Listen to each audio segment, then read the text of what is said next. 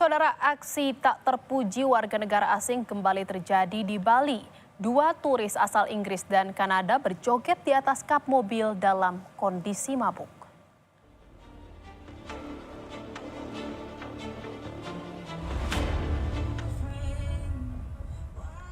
Dalam video yang direkam pengendara, dua pria warga negara asing duduk di atas kap mobil sambil berjoget. Keduanya diketahui dalam pengaruh minuman beralkohol. Polisi pun memeriksa kedua WNA tersebut dan meminta mereka membuat klarifikasi. Sementara pengemudi mobil yang disewa kedua WNA telah dikenakan sanksi tilang.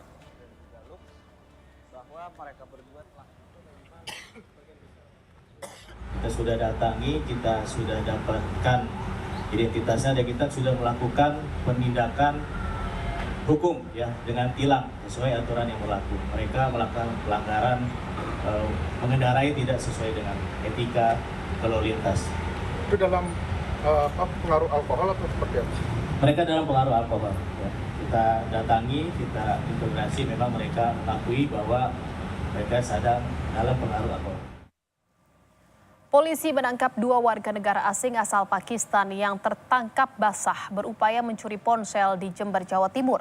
Keduanya pelaku diketahui merupakan spesialis pencurian handphone di Pulau Jawa dan Bali. Aceh tadi jahat banget, saya sumpah. Dalam aksinya di Jember, pelaku berpura-pura meminjam charger dan memilih sejumlah ponsel secara bersamaan agar penjaga toko hilang konsentrasi karena sibuk melayani. Pemilik toko kemudian mengetahui lewat grup percakapan WhatsApp antar penjual ponsel bahwa kedua pelaku kerap mencuri di kawasan Pulau Jawa dan Bali. Kedua pelaku sempat diamankan warga sebelum akhirnya polisi membawanya ke Polres Jember.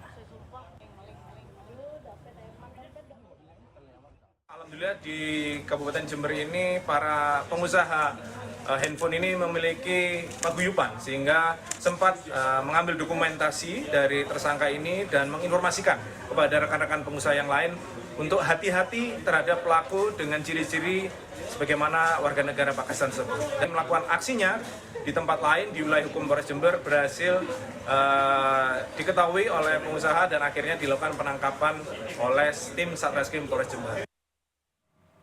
Saudara, pebasket asal Amerika Serikat Jared Dwayne Shaw yang bermain di salah satu klub Indonesia ditangkap Polresta Bandara Soekarno-Hatta setelah menerima paket permen ganja. Dewan Pengurus Pusat Persatuan Bola Basket Seluruh Indonesia menegaskan tidak ada toleransi untuk seluruh pebasket di klub yang menggunakan narkoba.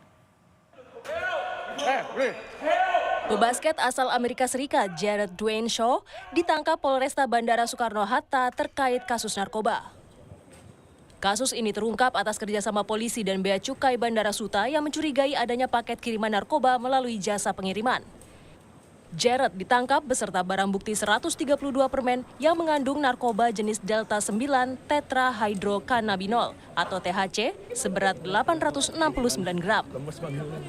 Paket narkoba itu diracik dalam bentuk permen dan dikirim dari Bangkok, Thailand.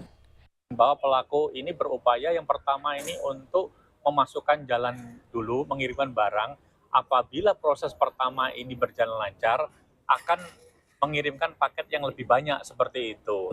Pelaku melakukan kegiatannya apabila sudah selesai olahraga, butuh relaksasi untuk kehidupan sehari-hari seperti itu.